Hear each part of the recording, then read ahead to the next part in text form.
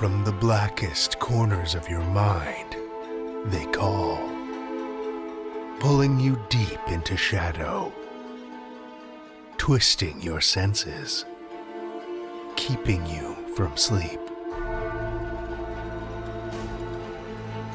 It's time to face your darkest fears. This is Tales to Terrify.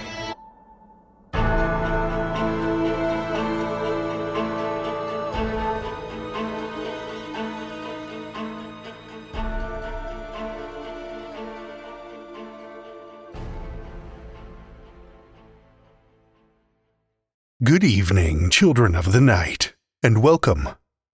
Before we dig in tonight, I've got a delicious morsel to tell you about that I think your taste buds are bound to adore. The latest narration project from our own Andrew Gibson. Here's a little amuse-bouche to whet your appetite. At Broth House, our soups are made from only the finest fresh ingredients, sourced locally through donations. Our charitable restaurant believes that even the homeless and downtrodden deserve a good meal, a gourmet meal. The meats are sourced locally, too, made from only the best stock. Everyone deserves a warm meal in their belly. Here at Broth House, we thank you for your contribution. Everything you give helps feed the needy and the underprivileged. We cannot express how much we appreciate your generous donation. A savory cannibal thriller, read by Andrew Gibson, Broth House by Robert Essig, is now available on Audible. If you enjoy Andrew's narrations on the show as much as I do, make sure to check this one out. Link is in the show notes. Speaking of tasty, terrifying morsels, we're a full week into our latest flash fiction contest. The entries have begun to trickle in, but, as usual, the appetites of our readers are voracious, and so far, they've only been whetted. So I'm relying on you to get your secret society-inspired dish cooked up and delivered to our table, hopefully before they get too hungry to help themselves and do something they, and I, will regret. Head to talestoterrify.com/flash contest for all of the details and links to our submissions platform. You have until March 1st. Now, how about something to whet your dark appetite? We have one story for you this evening, which comes from A.D. Ross. A.D. Ross started out writing as a student filmmaker and transitioned to writing prose when he finally ceased being a student. His first published story, Demon, appeared in the 2017 anthology Realities Perceived. He lives in the north of England and mostly frets about not doing enough writing. He also has a PhD in modern British history, and he isn't sure why. Children of the night, join me for A.D. Ross's Grandfather Rot, a Tales to Terrify original.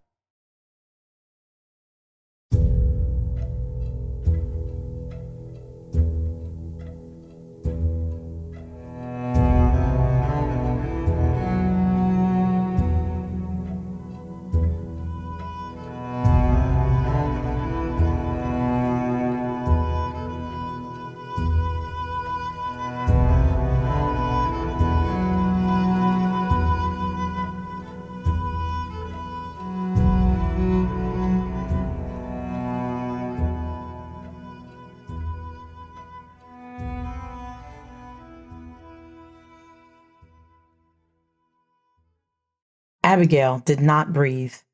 Her quarry would feel her breath on his exposed skin. She did not look directly at him. He would sense her gaze. She did not allow a sound to escape her person as she stalked toward him. He would detect even the slightest noise that emanated from something not animal, bird, or wind. She absorbed the crackling of the dried leaves beneath her boots, the rustling of the undergrowth that parted for her to progress, and the creaking of her weathered leather coat. Slowly, deliberately, She advanced upon the Fae, undetected. He was perched atop a knoll, looking down upon the thick Mississippi woodland through soft green eyes, lost in thought. Unaware of her presence, he murmured a sad song, a requiem for a forest not unlike this one, but so very far away. She stood at his shoulder for a moment, seeing him, though not quite looking at him, holding a swirling cacophony within her slight frame. She unleashed the stored sounds. The mid-afternoon serenity broke with a thunderclap of overlaid cracks, snaps, rustles, groans, and squeaks. The Fae reacted like a fish landed by dynamite, convulsing, then dropping limply before the muddied toes of her riding boots. His otherworldly eyes stared up at her, wreathed in uncomprehending fear, the unspoken question evident upon his thin face. How? She did not speak as she bound his wrists and ankles with hexed rope. She lifted him easily onto her shoulder, troubled more by keeping him balanced atop her narrow figure than his weight. He weighed far less than would a mortal man of equal stature. The trudge back to her house was loud. She did not expend the energy to deaden the forest sounds. After some 30 or 40 yards, her captive began to wail inconsolably. I'm a poor slave, he protested. She deposited him across the back of Arthur's saddle. Arthur whinnied unhappily, unsettled by his otherworldly burden. Abigail mused at the horse's reaction for a moment. Arthur had never shied from her. Perhaps more of the mortal realm remained in her than she believed. Stowing the existential question for later, she turned her attention to the bound Fae. Would you like me to cut out your tongue? She asked finally, very politely. It's truth I speak, the Fae insisted, cowering before her. After what you have done, you have the gall to say such a thing? Did you say the same to the children you stole? As it happens, yes, I did tell them such, with many sincere apologies. Her face darkened. Please, it is truth. The master stole me from the old world. You have seen it, haven't you? I can see it in your soul. You were stolen from the old world, too. Not stolen, she objected. You were a child, I think, the Fae went on, nodding vigorously. You walked with my people, didn't you, when you were small? That was a very long time ago. An immortal blink, he teased. You are not as old as you think, Sister Witch. Do not test me. I'm to deliver you to justice in the Free State. They did not specify that I need to deliver you intact. With that, she swung up onto Arthur's back and spurred him on. You are powerful, the Fae observed, after they had ridden for a couple of miles. Yes, she agreed. You could break the master's curse and give me my freedom.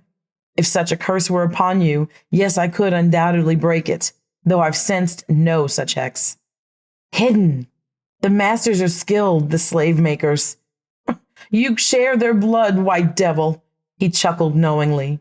You try my patience. With truth, he shot back. But you stand for freedom, don't you? I do. Then grant mine.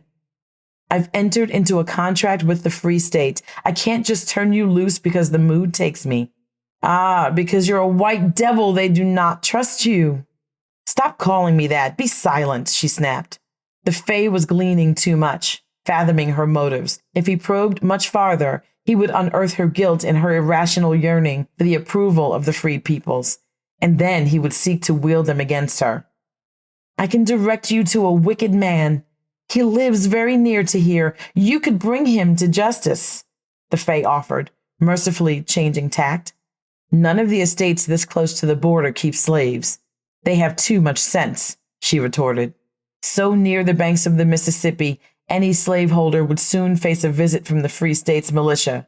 The Confederate Congress might raise an occasional ruckus should a master be harassed on this side of the boundary, yet still, the promised divisions from Atlanta had not arrived. It was apparent to all that the Confederacy's appetite for war was long sated. This wicked man does, I swear, the Fae maintained. Many slaves, all die. You could stop it. Abigail pulled up Arthur's reins, and he came to an obedient halt. She scratched affectionately at his mane before swinging down from the saddle. The Fae looked at her expectantly, and his eyes widened in surprise as she clamped her hand over his mouth. He struggled and moaned as she worked her hex, but bound, he could not resist her. They rode in on a quiet that Abigail found almost blissful, the Fae unable to speak without a mouth to open. Such a hex would not have worked upon a mortal, but magical beings were more malleable when subjected to transfigurative curses. The Fae tried to protest, but the clatter of hooves drowned out the sounds he made behind the smooth skin where his lips had been. She returned his mouth only after she had supped, though the plaintive looks he gave her were almost as off-putting as his prattling. "I'll never be welcome in the Free State again if I break my contract," she told him, when he recommended his extortions for freedom. She had examined his aura shortly after making camp and confirmed that he was speaking the truth. There was a binding enchantment laced through his soul. It was an intricate curse which would require considerable skill to unravel, though Abigail was more than equal to the task. The discovery troubled her. She had assumed the Fae who crept behind the Free State's borders to steal children away into bondage did so of their own free will. "How did the slave makers entrap you?" she asked eventually. The Vodun priests and those freed folks with training in European witchery had scoured the Mississippi wilds and caught only a handful of Fae. They had not been eager to ask for help from outsiders. Abigail doubted she would ever get a better opportunity to win the freed people's respect. "A cursed child in the old world," the Fae explained. "A child with such shining fancies who talked to the trees and danced with beings of pure imagination. We could not resist. We brought her to revel with the fair folk, but alas, we grew sick and weak. We did not sense the poison that the slave makers had secreted within her psyche. They exposed her and then suppressed her recollection so we would not see it in her thoughts." He sighed sadly. "The slave makers subjugate all the world." "Not me," she said quietly. "They did, though, once, I think. Once and only once." She did not like to recall the memories of powerlessness, of the years before her awakening when she had been a mortal girl in a hostile world, living at the mercy of men's whims. Her father had dragged her from an enchanted childhood in the old world to the grim, precarious pilgrim colonies, had married her off to a stranger, heedless of her opinion on the matter. She had grown to love that kind stranger, true, but the psychic wound had never fully healed regardless. She could never forget that her Thomas could easily have been a different man. "Wicked man," he hooted suddenly. "You can make him pay. That will cause you pleasure, yes?" His thin, gray-hued lips peeled back over his needle teeth in a knowing grin. She returned the grin scandalously. "Nice try. I have taken my pleasures from such things and will again, but I have a contract to fulfill. I'm sorry for what the slave makers did to you, and I will inform the authorities in Langston. They may be merciful." "May," the Fae observed with a solemn nod. "I can say no more now. Let me sleep, or I'll remove your mouth again." "Must free the fairy." "I must what?" Still half in sleep, Abigail sat up blinkingly. "Oh, you look well, my love." "Thomas? How are you there?" Abigail let her pupils roll up beneath her fluttering eyelids so that her third eye might open. Her second sight confirmed what her mortal eyes had reported. The shade before her, standing illuminated in the moonlit glade, was indeed that of her dear, late husband. Her mortal eyes filled with tears. It had been centuries. "Need brought me across the divide." His voice was distant and faint even for a shade. "Age has been very kind to you, Abby. I thought you might be an old hag by now, but you look more handsome than the day I left you." "Thomas!" In spite of herself, she smiled bashfully. She had grown tired of youth. For a century or so, it proved enjoyable to retain the appearance of a girl with just 25 years in the world. But in time, the condensation of people's decades, her junior, had worn upon her nerves.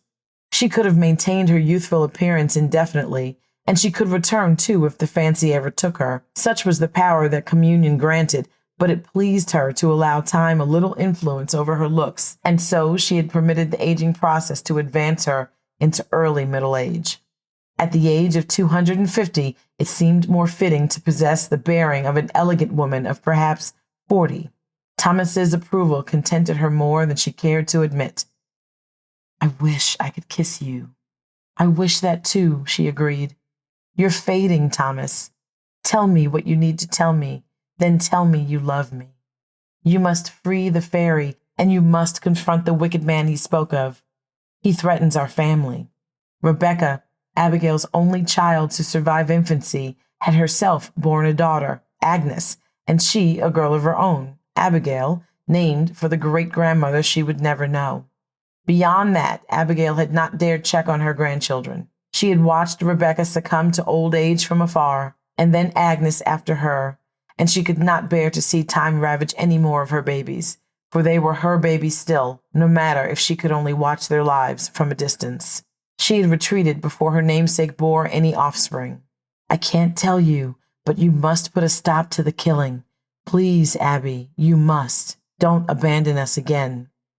That's not fair, she said, rubbing at her eye.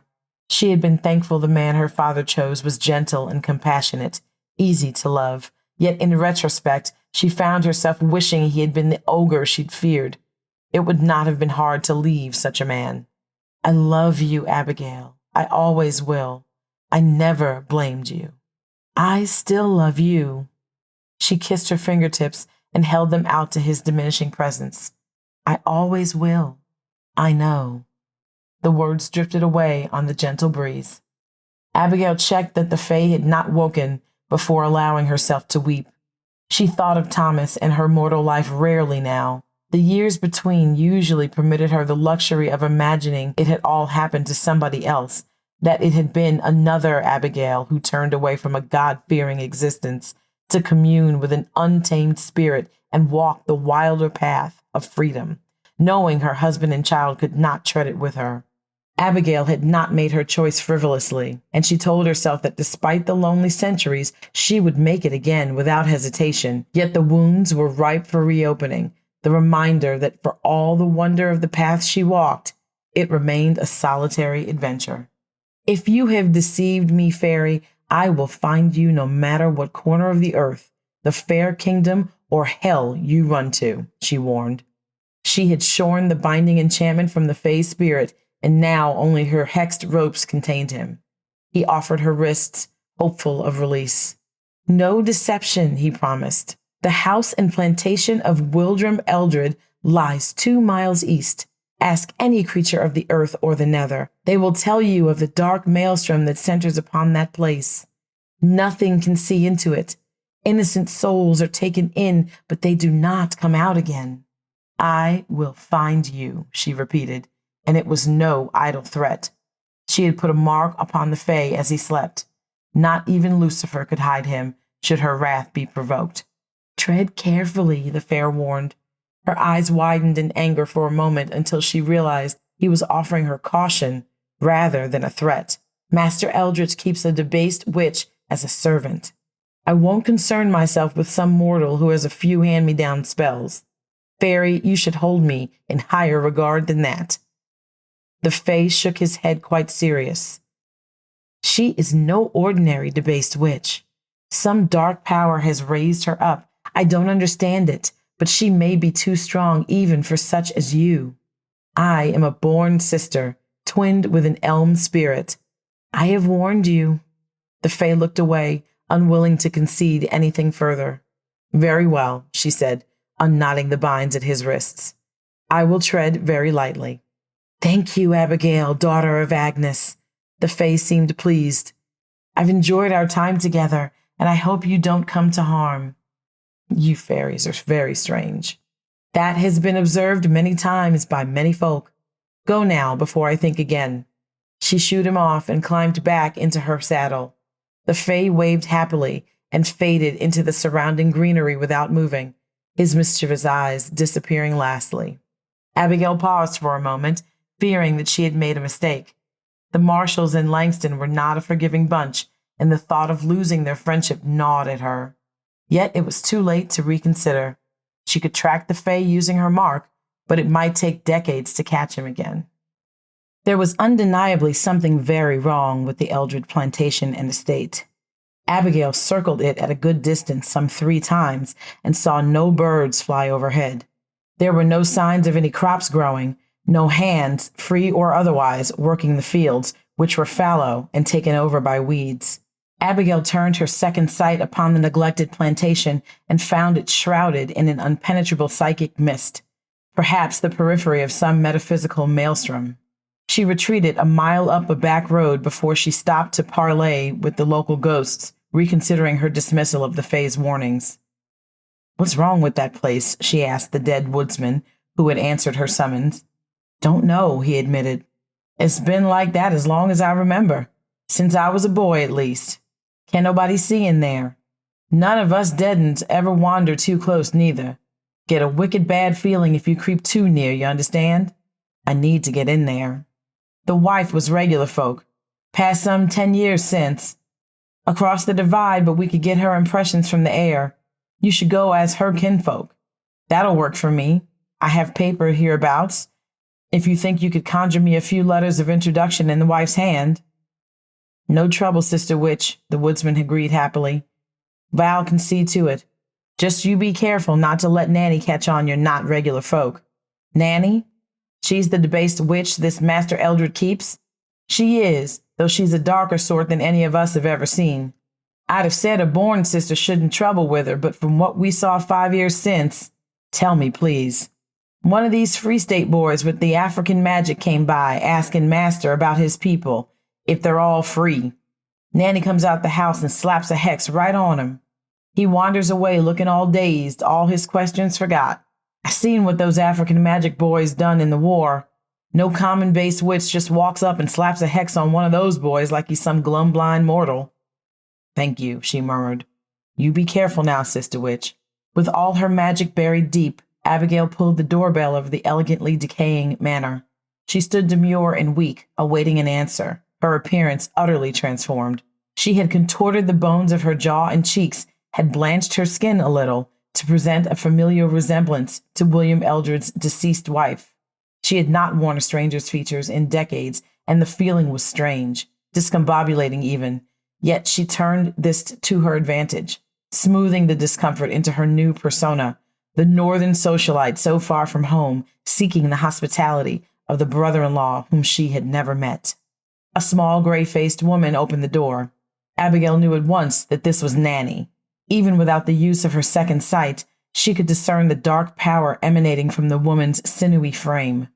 She clicked audibly as she moved, and the little exposed skin Abigail could see suggested a physique comprised of skin, gristle, bone, and little else. Gaunt and haggard, Nanny seemed old at first glance, and yet her eyes suggested youth. Abigail could recognize the signs of great age in a person's eyes. She saw the same in the mirror each time she looked, and the signs were absent here. "Is Master William expecting you?" Nanny asked flatly. There was no obvious hostility in her voice, yet Abigail felt an overwhelming sense of threat, and with it came a tingling sensation above her brow. It was the sensation that heralded a psychic image. There was something to see, should she open her third eye. She did not dare. "No, he is not," she squeaked, sounding utterly unlike herself. A small constriction in her windpipe had elevated her voice several octaves, instilling in it a girlish quality at odds with its usual confident depth. Abigail hoped the effect would prove convincing. The ghost Val had emulated the speech of Eldred's dead wife as a touchstone, but she could not say how accurate that initial approximation had been. "Are you known to Master William?" Nanny asked. It seemed she had noted the similarities between her deceased mistress and the stranger at the door. "Not as such," Abigail replied nervously, "but I am family, though we haven't met." She thrust out one of the letters Val had transcribed. Nanny accepted it and squinted at the page, her lips moving as she read. "My horse was killed some miles back. A snake bite," she went on piteously. "I had to walk the last part." The lie served two purposes: to embellish the presentation of helplessness and to keep Arthur away from this dread place. He was roaming free, back near the river awaiting her call. Once she was clear of the ethereal storm centered on this place, he would come to her summons, no matter the mundane distance between them. "Please come inside," Nanny said when she had finished, shifting to one side and outstretching an arm in welcome. "I will fetch Master William. I'm sure he will be delighted to receive you." In a fine drawing room, Abigail waited. It was filled with heirlooms, pottery, and ornaments from a dozen or more cultures, spanning the breadth of the globe and the eons of human civilization. She wagered that if she were to open her third eye, she would see blood and suffering smeared across the varied pieces, the wages of heedless plunder. She felt an excitement waking as it occurred to her that the Fae had been right. William Eldred was just the sort of man from whom she would care to take her pleasures. He entered the room and confirmed her suspicion. He was perfect, so vile, so perfectly vile. "Well, I will be damned," he drawled upon seeing her. He licked thin lips, and his thoughts were plain to Abigail, even without recourse to an enchantment for hearing them. "How do you do?" She stood, bowing her head demurely. "Most well," he answered, sizing her up and down. She could feel his eyes upon her, and so bated her breath to hold back the excitement. "Forgive me, dear Abigail," he said, though it was quite plain that he desired no forgiveness. "You are the very picture of my dearly departed Clara." "I was always told we looked much alike," she agreed, keeping her eyes modestly diverted. He wanted to take her right there, she could tell. It took some effort to keep from inviting him to do just that, from giggling at the thought of choking him with his own lust. "You might think this strange, my dear, but she never once spoke a word of you." "How about that?" "We didn't remain on good terms past girlhood." "Oh, no?" "No. We quarreled something fierce. I'd wager Clara told you little about our family at all." He smirked. "You would wager quite correctly. I must ask your forgiveness, Master Eldred, for descending upon you without so much as a word of warning." "There is nothing to forgive, and you simply must call me William. We are family, after all." "My husband, you see, he died not 6 months since. He was not a successful man, not like you, William. I didn't possess Clara's good sense when it came to romance. He left a great many debts, and I had to sell up everything, our father's inheritance. I had only my horse and the clothes on my back. I'm sorry to say I have nowhere else to turn." "I'm glad of it," he whispered, his eyes narrowing, his tongue flicking quickly across his lips. Even constrained to her mortal senses, Abigail could tell that his pulse raced and his mouth grew dry with excitement. The skin at his temples tightened, and she imagined that she could see his profane fantasies dancing in the darkness of his dilated pupils. "I have had a very difficult ride," she began, diverting her eyes. "The road was not far from the boundary, and I fear I might have been taken any moment. You needn't fear those savages across the river." He reached down and took her hand in his. The softness of his fingers revolted her, and that revulsion spurred lustful desires and exquisite visions of him, entwined in her legs, crying out. "You are quite protected within these walls," he continued, quite ignorant of all that passed behind her eyes. "This is a wonderful place." She held his gaze and squeezed his fingers, sensing a hidden meaning behind his words. "Your family have held it for some time?" "My great-great-great-grandfather laid the foundation in 1630. "The year I was born," she thought, somewhat uncomfortably. "Why, he must have been one of the first white men to come this far up the Mississippi," she gasped, feigning astonishment less than she might have cared to admit. "He was something of a pioneer." There was another hidden meaning. "Oh, my." She caressed his fingers and watched him wrestle with the thought of kissing her. She waited right until the moment his mind was made to speak, experiencing a shot of cruel joy at his unvarnished disappointment. "The cares of the day, William, they have quite worn me out. My dear, please forgive me," he groaned, pulling away. "I have been quite the brute, overlooking your needs so terribly. I will have Nanny prepare a room and then some supper. Perhaps, when you're refreshed, we can become better acquainted." Abigail examined the guest room, frustrated by the limitations of her mortal faculties. She felt certain her third eye would reveal the mysteries of the Eldred estate, though the warnings of the Fae and the ghosts and the sense of profound discomfort that Nanny instilled left Abigail hesitant to use her second sight. Nanny claimed the room had sat empty since before the death of Mistress Eldridge, yet, even without supernatural insight, Abigail could tell that was patently a lie. Well cleaned as it was, a careful search of the guest room revealed evidence of several recent guests. Moving the bed, Abigail recovered hairs that belonged to at least 3 different girls. The inside of the door was recently repainted, and beneath the fresh coat were grooves in the wood, gouged, most probably by human fingernails. The quickest look, she muttered to herself, no longer able to bear the ignorance. Abigail let her mortal eyes roll back and felt her supernatural eye flutter open. She squeezed it tight shut almost immediately and let out a horrified gasp. There was an angry knock upon the door. Abigail remained frozen, in shock, her fists clenched tightly. The door rattled again furiously. "A moment," Abigail forced herself to say. Without pause, the door swung open to reveal Nanny standing before the threshold, her hands clasped behind her back. It appeared she had opened the door without raising a finger. Abigail took a quick breath, anticipating an offensive hex. "Supper is ready," Nanny announced flatly, and turned away, demonstrating no suspicion that her master's sister-in-law was anything other than what she claimed to be.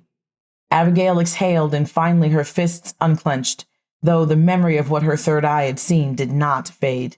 Red eyes, rotten and malicious, lidded in decaying oak, staring out hungrily, insatiable. It was something very old, very evil, and very close. "You have no crops in the field," Abigail observed, as she pushed a solitary, lumpen piece of meat around her plate. The stew was quite literally the foulest thing she had tasted in her 2.5 centuries upon the earth. Sitting across the table, Master Eldred was gobbling his gigantic portion like he was a starving man come upon a feast. He certainly had the appearance of a starving man, gaunt and rangy thin.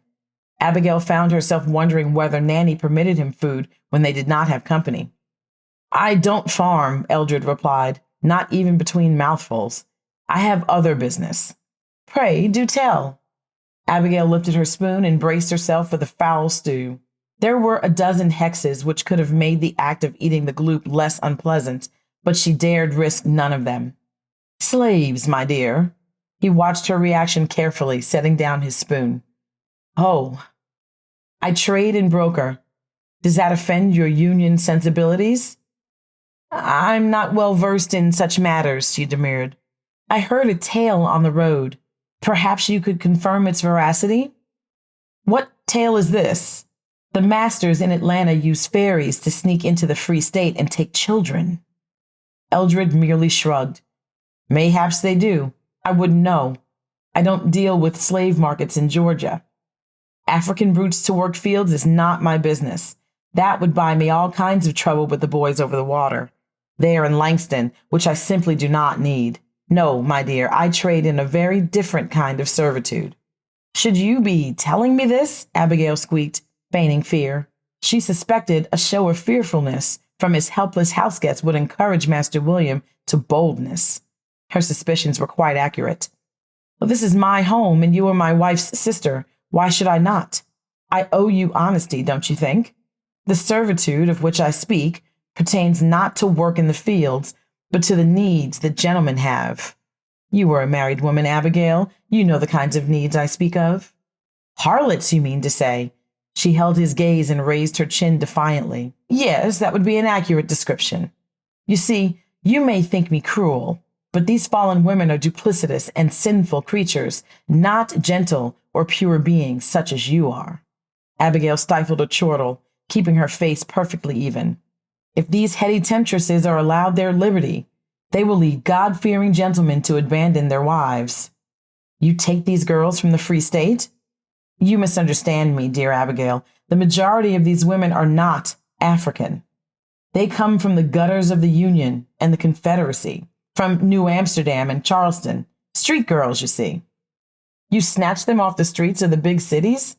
"Not I, personally. I'm a mere broker, and nobody does any snatching. I see this is far outside your sphere. Forgive me. I'm being too brutal once again.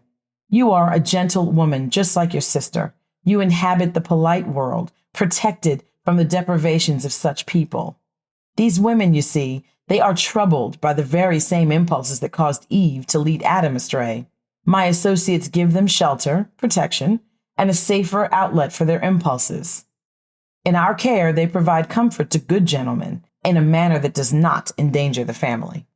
"You are a humanitarian, then," she remarked coldly. The reaction was very much part of her act, the response of a morally upstanding northern gentlewoman.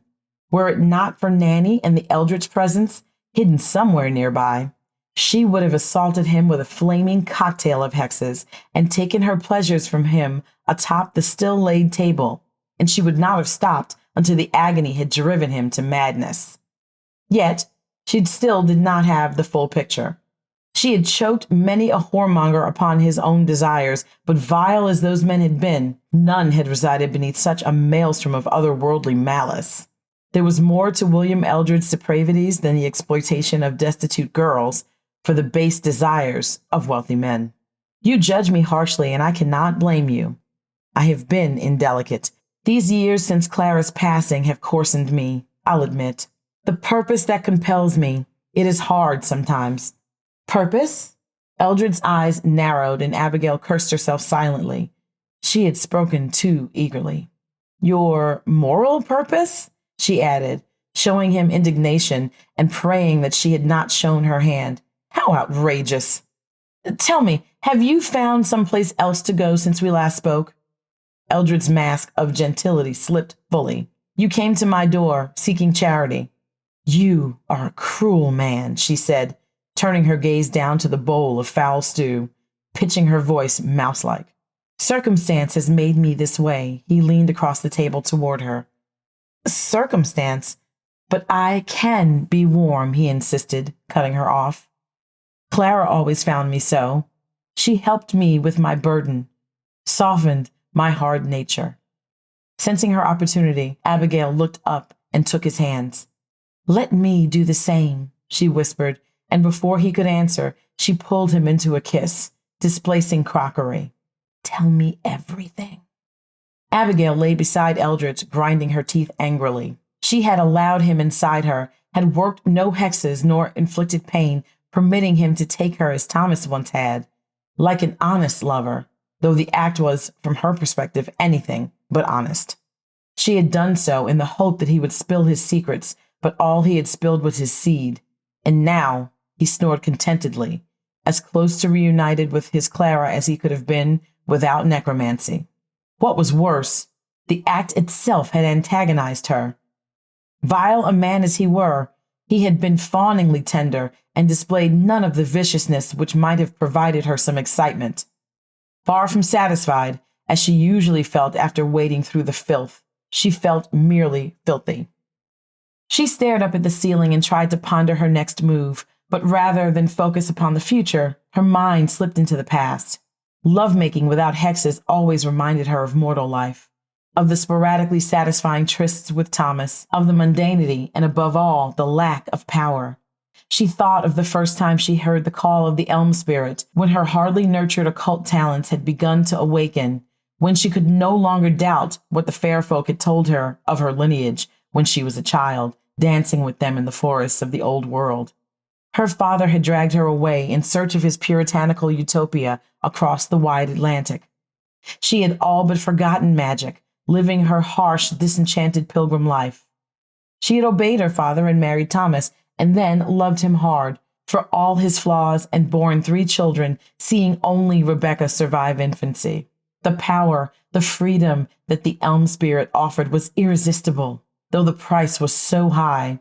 The early pilgrim colonies were no place for a witch, certainly not with the dark passions the elm spirit nurtured within her. Thomas was as glum-blind as a mortal as any that ever walked, and Rebecca took more from her father than her mother. Abigail had sacrificed her mortal family, had left that life behind, and yet now, even after centuries had passed, the pain could still assail her. The pain brought anger, and with the anger came recklessness. There was evil here, and fear of some debased witch with up-jump powers should not keep her from confronting it. Damning the risk of discovery, she allowed the third eye to open. She could sense the eldritch presence somewhere, above and close by, and so she restricted her gaze to the bedroom in hope of escaping its attention. She glimpsed the girls, multitudes of them, dragged before Master William in the bony grip of Nanny. Some he did not touch, though she could taste his lust quite plainly. Some other higher purpose kept his hands off them. Only a few, whom he could not resist, and whom the purpose could spare, did he take for himself, gentle, yet firmly unyielding, despite their begging sobs. Abigail closed her third eye and felt the elm spirit stir within her. Her pulse quickened and her mouth grew dry. Her patience was at an end. She worked her fingers subtly, weaving the discreet hex around William's nether region, reawakening his desire for her. They had to want it, the wicked men, but that was no trouble. They always wanted it. Moments later, he emerged from sleep, already mumbling feverishly, awareness of a lustful discomfort more intense than any he had known, filling his waking mind. His words dissolved into helpless animal noises. Abigail took a deep breath and straddled the mister. He pawed at her form, and she invited his hands onward, feeling them around her waist and then, climbing her ribs, clutching her nightgown. Gently, she began to guide his hips, setting their tempo, increasing it gradually as the pain built within him. "Tell me everything," she moaned, sucking the pleasure out from him, to add to her own, leaving him only raw agony. She quickened their pace, and the master could do nothing but oblige, no matter the torment. His dark urges, now twisted against him, were insatiable, no matter the damage heeding them may cause. As he ground himself into her at a furious pace, Abigail pressed her fingers into his temples, swatting aside his psychic defenses, which crumbled like rotting fences. She saw everything, the family secret, the pioneering grandfather who had crossed into hell in search of new power, the paralysis that frustrated his triumphant return from Lucifer's kingdom. For centuries now, the Eldred family, without the knowledge to free their patriarch, had fed him, sustaining him until recently with slaves, taken young before their spirit could curdle. And since the war, since the rise of the Free State, destitute girls from the gutters of far cities. Finally, as the master reached his excruciating orgasm, Abigail saw the reason Thomas had crossed the divide. A girl from Maine, orphaned and scared, cowering in a locked room, awaiting the deprivations of rotten Grandfather Eldred. A girl with a face Abigail remembered so well, despite the passage of centuries. Master Eldred wailed, and Abigail cried out, pulling herself free of him. He slid off the bed, balling himself into a fetal position, blood leaking down his legs. Abigail stumbled to her feet, all caution abandoned, made frantic by the maternal instinct suddenly rekindled. She was barely aware of the door opening, of Nanny standing in the threshold, her face stony and blank. The first offensive hex assaulted Abigail, throwing her into the dresser. She bounced off it, already searching her mind for a counterspell. She regained herself a moment later, springing to her feet with a vicious ancient curse, powerful enough to bloody a seraph. In disbelief, Abigail watched Nanny bat it aside, as though it were a mortal child's first enchantment. The second offensive hex blasted conscious thought right out of Abigail's skull. She had only hazy recollections of Nanny dragging her one-handed up a winding, narrow staircase. Her senses returned cruelly with the pain. Abigail clutched at her face as her features reshaped themselves. The grinding of her bones, the pull of twisting ligament, tendon, and muscle was unsoftened, the process of transfiguration reversing without the anesthetic enchantment. She screamed, unable to resist, heedless of the creaking laughter that answered her distress. When the transformation was fully reversed, when Abigail's face and voice were her own once more, she let her forehead rest against the floorboards, pulling in shallow breaths, kneading the cotton of her nightgown between her fingers senselessly. "Catch your breath, witch. There is more of that to come." Abigail strained to pull her head up, to turn so that she might see the owner of the gnarled voice. Rotten Grandfather Eldred regarded her contemptuously from the timbers that entombed his corporeal form. Even in her wearied condition, she recognized at once what happened to the rotten grandfather. He had constructed a ramshackle bridge onto Lucifer's kingdom, had weakened it almost to the point of collapse by his entry into hell, and caused its disintegration upon his return. That he had survived the fusion of his body into the timber spoke to the power he had acquired in the underworld. There was much evidence of sorcery in the attic, totems, inscriptions, salt, chalk, potions, and powders representing perhaps generations of fruitless attempts to free him. Powerful as he had become, releasing him should be no difficult thing. though his anatomy would likely remain ligneous until he constructed or stole a new form. Yet it seemed the Eldred children had failed at every turn. Raw power and little wisdom, Abigail thought, as her head began to clear. "Grandfather," cried Master William, his pained voice reverberating from the narrow staircase along with the clattering of his uneven footfalls. "Come to me, William," Grandfather Eldred replied. "What ill has your little pecker wrought this time?" It won't stop bleeding," William stammered, stumbling his way up into the attic. He had donned silken pajamas, and already blood was saturating the crotch. He shuffled, hunched and whimpering, toward the entombed Eldred patriarch. "From Clara's sister, some kind of venereal disease," he sobbed piteously. "How could I resist? I miss her so much." "That is not Clara's sister. Look at her." William gasped as she saw Abigail's true face. "Though I doubt it would have made any difference had she not taken the trouble to deceive you. She is a witch, and no mortal one either. A born sister, I would wager, twinned with some wild spirit. Tell me, William, do you have any notion of why she is here? If you have endangered my sustenance, I will pull you apart, boy, be it the last thing before I fade into the timbers." "I don't know. She didn't know anything, I swear." "She knows a lot now, though, doesn't she? And you still cannot tell me why she has come here."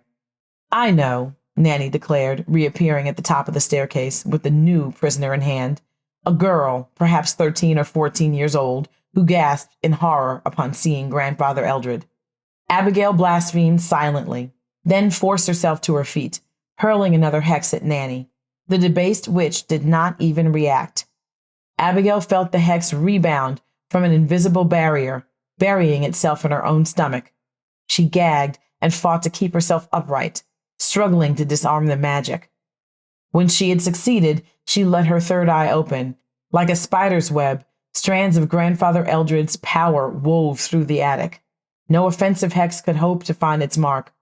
She was powerless, as helpless as the little girl whose father had separated her from her fairy companions. "Rebecca," she said, though she knew it were unlikely the girl's name. "Yes?" the fearful girl answered, squinting at Abigail, trying to fathom if she knew the hardly dressed woman. "Her granddaughter," Nanny said, raising Rebecca's arm. "Some generations removed, perhaps, but the family resemblance, the true family resemblance, is undeniable."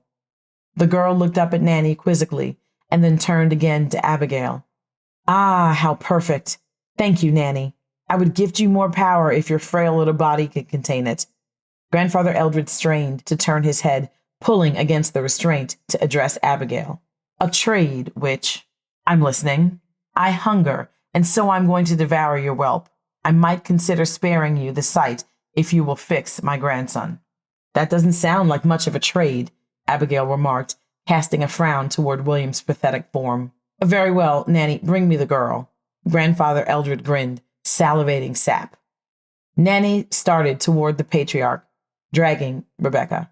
"Please, no!" Rebecca shrieked, trying desperately to dig her bare heels into the floorboards. Her struggling meant nothing to Nanny. "Wait! I don't want to see this, please. Let me take the deal." Abigail held out her hand in appeal to the Eldred patriarch, in the process edging herself toward Nanny. The debased witch put herself between Abigail and Rebecca, unaware that she was doing exactly what the born witch hoped she would. "The trade has expired. You will watch," Grandfather Eldred said flatly. "Please." "It still hurts," begged William. "Oh!" Abigail exclaimed, moving her hands to her belly as though in anguish, concealing the spell she was weaving upon the seed she still held inside her. Nanny raised her free hand, ready to cast a hex, her attention diverted, her body positioned exactly where Abigail needed. William gasped and straightened suddenly as the spell took effect. His eyes glazed and he seized Nanny, so surprised she barely even struggled. "What?" Grandfather Eldred began, cutting off as Abigail began her next incantation. Instinctively, the rotten patriarch resisted until he felt what she was doing. "What is this?" he asked as he began to pull free from the timbers that imprisoned him. "Your freedom," Abigail admitted. "You think I'm going to spare you?" "No, you'll be too hungry to spare even your own children." Too late, he realized what she had in mind. With his first step in the mortal world in centuries, all that mattered now was the ravenous hunger. "Rebecca, come to me," shouted Abigail, darting for a piece of chalk. Nanny regained her wits and pried herself loose of William. With a golem fury, he scrambled to restrain her, ripping her dress, revealing the skeletal, vascular state of her flesh, ravaged by the power grandfather had bequeathed. Rebecca was free to run, but she hesitated, torn between the open staircase and the strangely familiar woman. "Rebecca, please!" Grandfather Eldred was almost free of his prison. He roared incoherently. It was a sound like his grandson had made, yet amplified and intensified 1,000-fold. "Please, Rebecca, don't leave me again." Grandfather Eldred stalked onward, his timber legs far stronger, far more flexible than they appeared.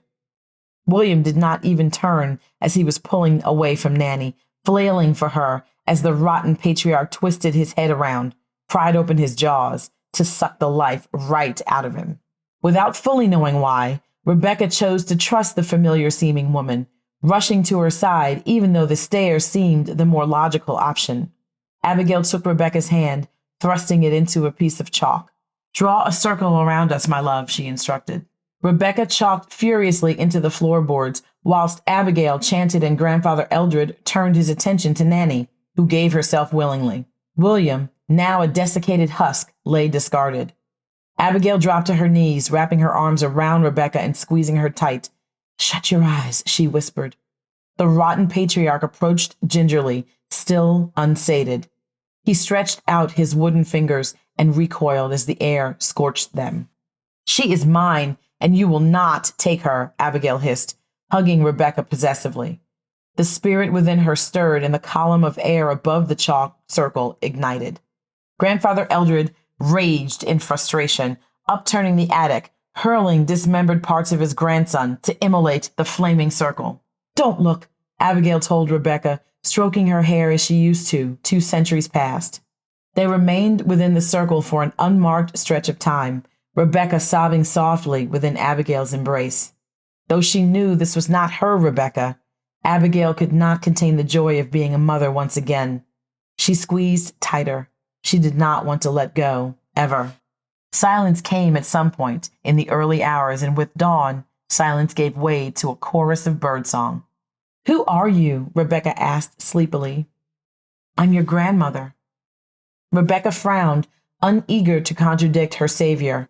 She had known both her grandmothers, who had both died, and neither had been this woman, who was surely too young besides. "Well, your great-grandmother several times over." "You can't be. You're not old enough." Abigail smiled and kissed her on the cheek. "I'm 250, young lady. I can assure you I'm very much old enough." She stood and examined the devastation around them. "You're a witch! A true witch!" Rebecca exclaimed, delighted. "I am." "What was that thing? A demon?" "Close enough. Stay behind me." The rest of the house was in much the same state as the attic, ransacked by Grandfather Eldred in his search for sustenance. Abigail glanced out the front door, spotting a trail of small dead animals, mice, rats, and birds that led into the fields. It seemed the rotten patriarch had escaped into the world. She took a moment to reflect upon the task of capturing him before she went back inside in search of her clothes. "Is it gone?" Rebecca asked, passing Abigail her riding boots, retrieved from the guest room. They had returned to William Eldred's room, where Abigail's clothes were deposited in a heap on the floor, beside the upturned bed. Abigail had righted it, so she might sit. "I think so." Abigail pulled on her boots hastily. "I have to catch up with it. There's no telling what carnage the vile thing might wreak. If it weren't for your life, I'd never have set it free." "Oh," Rebecca frowned. "Is this my fault?" Abigail stood and took the girl by the shoulders. "Never think that. The world is filled with vile men. Never shoulder the guilt for their actions. You did nothing wrong." "Have you done wrong?" Abigail turned away from the question and grabbed her pack from the bed, making for the door. The question prompted thoughts of passions she indulged at the expense of wicked men, and the fear of what she might do if the endless supply of wicked men were ever to falter. She had grown so powerful and wrought such vengeance at times she worried she'd be no better than the men who ruled the mortal world. She batted the inconvenient thoughts away. Stay close unless I tell you to run. Then don't hesitate. Rebecca lingered for a moment, unsure of the witch who claimed to be her great-great-grandmother.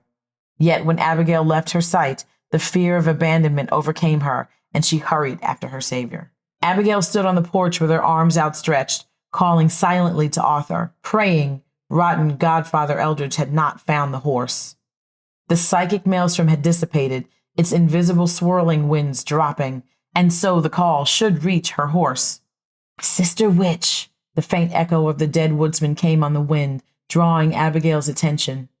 She reached back instinctively, feeling for Rebecca, who huddled behind her. Get back in the house!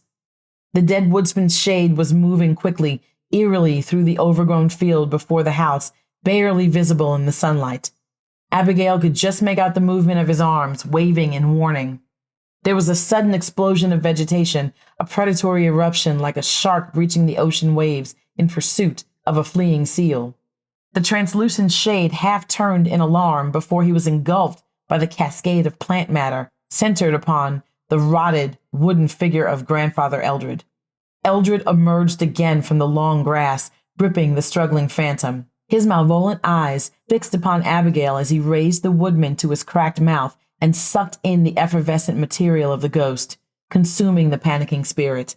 Eldred rose to his full height, taller now than he had been in the attic, claw-like thorns growing at his extremities, from his elbows and at his shoulders. His limbs and torso had thickened, taking on an altogether more muscular appearance. He had fed and grown stronger already. Wait until I engage it, and then you run straight down the path for the road. If Arthur can answer my call, you'll meet him on the main road. Ride for Langston due west. Trust my horse. He'll see you there safe. Abigail took a step toward the gnarled monstrosity, biting down on her fear, the knowledge that her long life was about to end. I'll keep it occupied as long as I can. You'll be right behind me, won't you? Don't be stupid, girl. It's going to tear me to pieces, Abigail snapped, already chastising herself for the sharpness of her words. Her fear was maddening, her fear and that of the elm spirit within her. Its emotions were wild and difficult to contain at the best of times. It could sense its own impending doom, and it pulled at Abigail, beseeching her to sacrifice the girl and run. She bludgeoned the spirit with her maternal feelings, making it experience the love and the pain, stinging it with the guilt that those sharp words would be their last to Rebecca, lost for centuries and found again so fleetingly. Abigail summoned fire to her fingertips, scorching her flesh, bearing the excruciating heat in the hope that the wooden monster was as susceptible to fire as the old timbers he resembled. She strode down the porch steps into the long grass to meet the rotten grandfather, igniting the dry vegetation as she went. Eldred held back for a moment, doubt creeping into his ancient mind.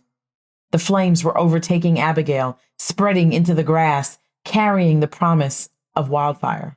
Rebecca wasn't running. She remained frozen in place on the porch. Abigail wanted to cry out, to get her moving, but all her strength was invested in resisting the flames, in delaying her immolation. Grandfather Eldred backed away from the encroaching inferno, fixing his inhuman eyes on Rebecca. He turned and charged towards the path, meaning to find a clear route to the house and the defenseless child. With a furious howl, Abigail exhaled her desperation, sending her fires surging. Flame reached Eldridge, and his avaricious flesh ignited. In rageful pain, he screamed, struggling for the path.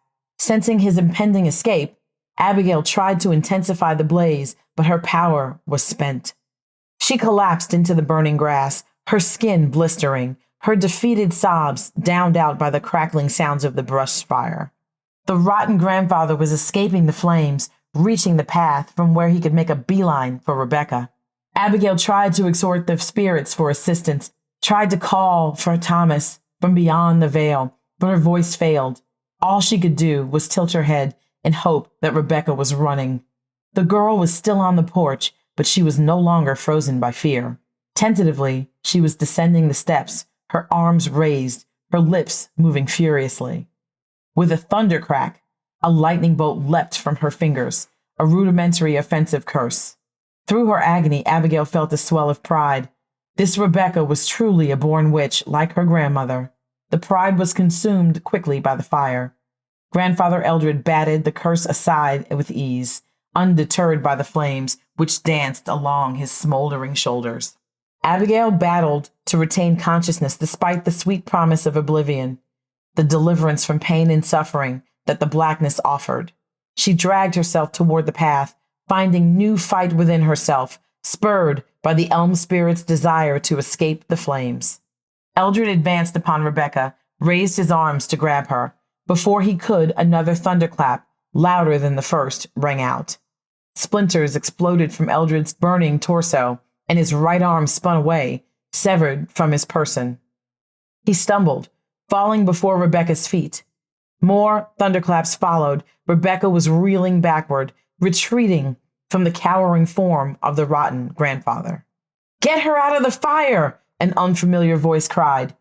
Abigail became aware of a new thunder, the thunder of horses galloping down the path. She strained to see, and her heart soared. The marshals from Langston, a dozen of them, charging toward Grandfather Eldred, their hexed bullets flying before them.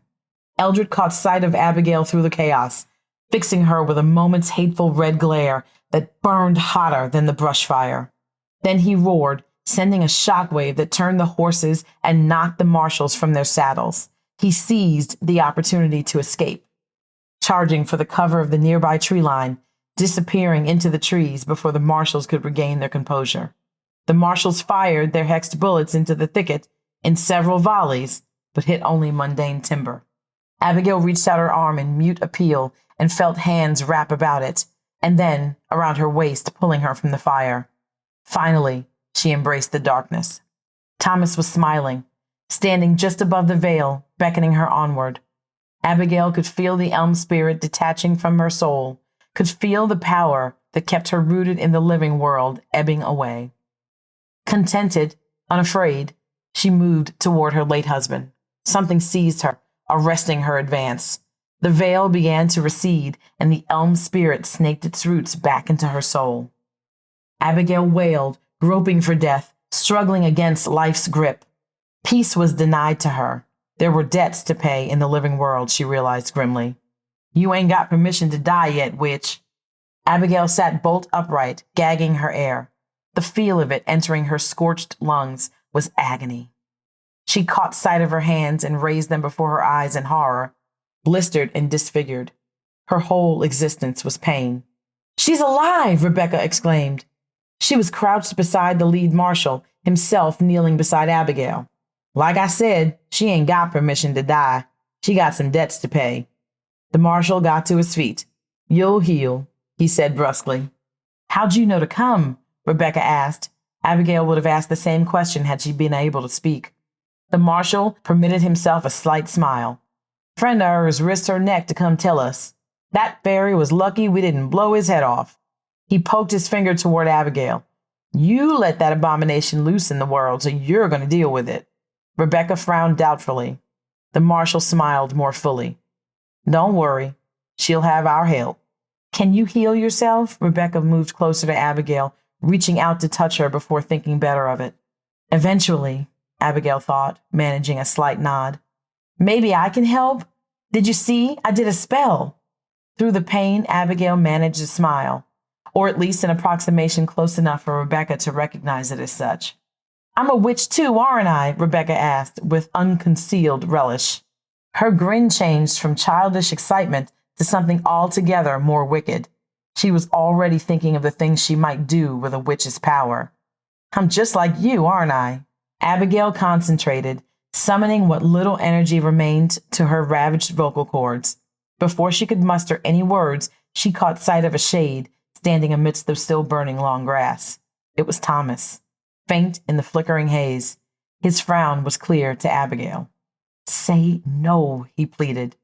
"She can come with me. I won't be alone."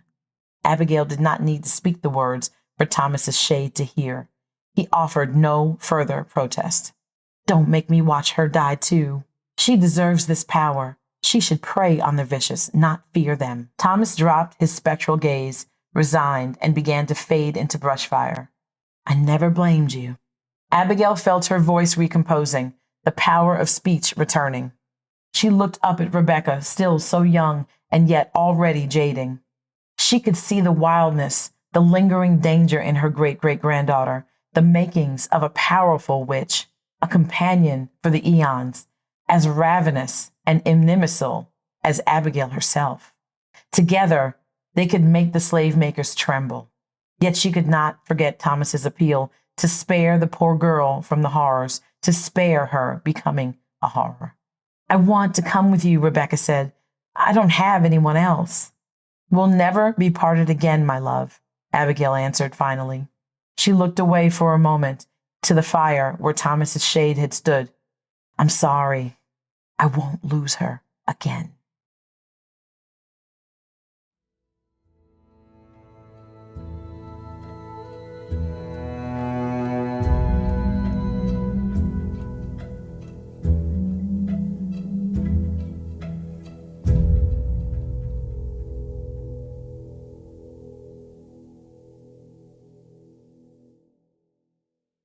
That was A.D. Ross's Grandfather Rot, as read by L. Marie Wood.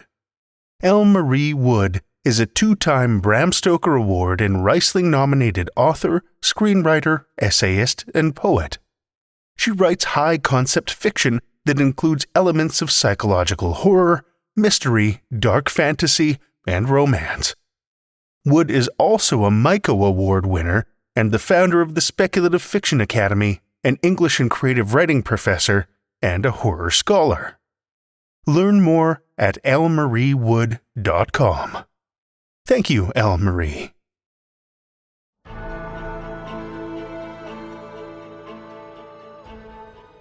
Well, children of the night, the hour is late, and we've run out of tales to tell. For now. Tales to Terrify is made possible by the tremendous generosity of our supporters on Patreon and PayPal. Incredible fans like Lestle Baxter, Paul Belcher, Amanda Carrillo, Amanda Gottfried, and Orion D. Hegre, whose generous support helps keep the lights on and flickering ominously. Not a supporter already?